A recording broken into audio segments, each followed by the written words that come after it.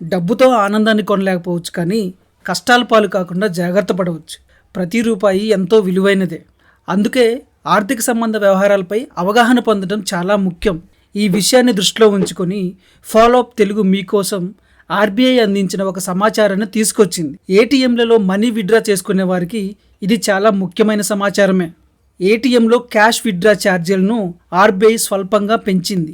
ఇప్పటి వరకు ఏటీఎం వినియోగంపై ట్రాన్సాక్షన్ ఛార్జీ 21 రూపాయలుగా ఉండగా ఇప్పుడు అది 2 రూపాయల మేర పెరిగి 23 రూపాయలకు చేరింది. పెరిగిన ఈ ట్రాన్సాక్షన్ ఛార్జీ మే 1వ తారీఖు నుంచి అమల్లోకి రానుంది. ఈ మేరకు రిజర్వ్ బ్యాంక్ ఆఫ్ ఇండియా ఒక ప్రకటన విడుదల చేసింది. ఏటీఎం ఛార్జీలు పెరిగినప్పటికీ నెలవారీ ఫ్రీ లిమిట్ ట్రాన్సాక్షన్లపై ఎలాంటి ప్రభావం ఉండబోదని ఆర్బీఐ చెప్పింది. ఫ్రీ లిమిట్ ముగిసిన తర్వాత మాత్రమే పెంచిన ఛార్జీలు వర్తిస్తాయని స్పష్టంగా వివరించింది. ఆర్బీఐ మార్గదర్శకాల ప్రకారం ఏటీఎం యూజర్లు వారికి అకౌంట్ ఉన్న బ్యాంకుకు సంబంధించిన ఏటీఎంలలో నెలకు 5 సార్లు ఉచితంగా ట్రాన్సాక్షన్ చేసుకునేందుకు వెసులుబాటు ఉంటుంది. మనీ విత్డ్రా చేసుకోవడంతో పాటు ఇతర లావాదేవీలు కూడా ఏటీఎం వినియోగం కిందికే వస్తాయి. హైదరాబాద్ లాంటి మెట్రో నగరాల్లో అకౌంట్ ఉన్న బ్యాంకులు కాకుండా ఇతర బ్యాంకుల ఏటీఎంలలో నెలకు 3 సార్లు ఉచితంగా ఏటీఎం సేవలు పొందవచ్చు. అయితే మెట్రో సిటీలు కాని ఇతర ప్రాంతాల్లో 5 సార్లు కూడా ఇతర బ్యాంకులలో ఉచితంగా ఏటీఎం సేవలు పొందవచ్చు. 5 సార్లు పరిమితి దాటితే మాత్రం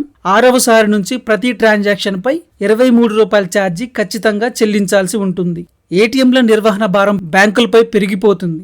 ఏటీఎంలకు డబ్బులు తరలించడం, సెక్యూరిటీ పెట్టడం, కరెంటు, ఏసీ వంటి సేవలన్నీ కూడా ఖర్చుకు సంబంధించినవే.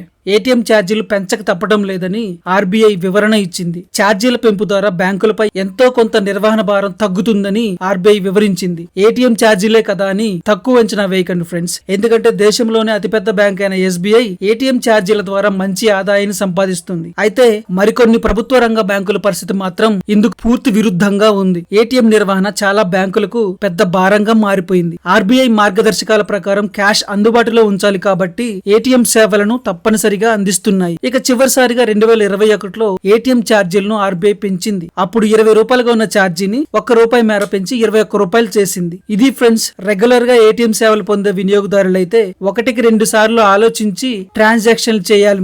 మరో వీడియో ద్వారా మళ్ళీ కలుద్దాం. కంటెంట్ యూస్ఫుల్ అనిపిస్తే లైక్ కొట్టండి. ఫాలో అప్ తెలుగు ఛానల్ కి సబ్స్క్రైబ్ చేసుకొని మరికొన్ని ఇలాంటి యూస్ఫుల్ వీడియోలు తీసుకొచ్చేలా ప్రోత్సహించండి. Thank you.